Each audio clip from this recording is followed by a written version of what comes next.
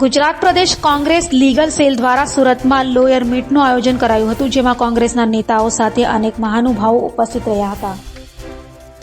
ગુજરાત પ્રદેશ Congress legal સેલના chairman Yogesh રવાણીના માર્ગદર્શન હેઠળ સુરત શહેર જિલ્લા કોંગ્રેસ લીગલ સેલ દ્વારા 20મી જાન્યુઆરી શનિવારના રોજ લોયર મીટ આયોજન કરાયું હતું, જેમાં મુખ્ય મહેમાન તરીકે ગુજરાત પ્રદેશ કોંગ્રેસ સમિતિના પૂર્વ પ્રમુખ અને પૂર્વ કેન્દ્રીય મંત્રી ભરતસિંહ સોલંકી ઉપસ્થિત સાથે ગુજરાત વિધાનસભા કોંગ્રેસ પક્ષના નેતા અમિત ચાવડા, પૂર્વ કેન્દ્રીય મંત્રી અને ધારાસભ્ય તુષાર ચૌધરી, રાજ્યસભાના સાંસદ અમીબેન યાજ્ઞિક, ધારાસભ્ય આનંદભાઈ પટેલ, એઆઈસીસી મંત્રી ઉષા નાયડુજી અને ગુજરાત હાઈકોર્ટના નામાંકિત ધારાશાસ્ત્રીઓ, કોંગ્રેસ લીગલ સેલના પદાધિકારીઓ વિશેષ ઉપસ્થિત રહ્યા હતા.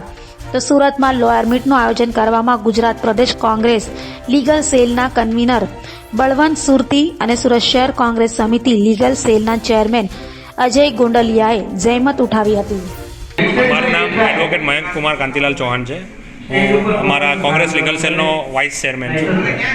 આજે શું કાર્યક્રમ રાખવામાં આવ્યો છે અને આ કાર્યક્રમનો મુખ્ય ઉદ્દેશ શું? આજે legal cell Congress legal cell દ્વારા સુરત શહેરના જે લીગલ સેલના લીગલ સેલ માટે તમામ એડવોકેટના માટે અમે ગેટ ટુગેધર રાખેલું છે, જેમાં એડવોકેટના જે હિતો છે, એડવોકેટને જે મુશ્કેલીઓ છે અને એડવોકેટ માટે જે અમે જે લડત આપીએ છીએ, જે ઘણા ખરા મુદ્દાઓ છે, જે જુનિયર એડવોકેટ સિનિયર એડવોકેટો માટે છે, તે બધા તમામ મુદ્દાઓને આવરી લઈને અમે આજે ગેટ ટુગેધર રાખેલું છે કે પોતાના પ્રશ્નો રજૂ કરી શકે અને અમે એનું નિરાકરણ માટે અમે તત્પર રહીશું. કેટલા એડવોકેટો જોડાયા?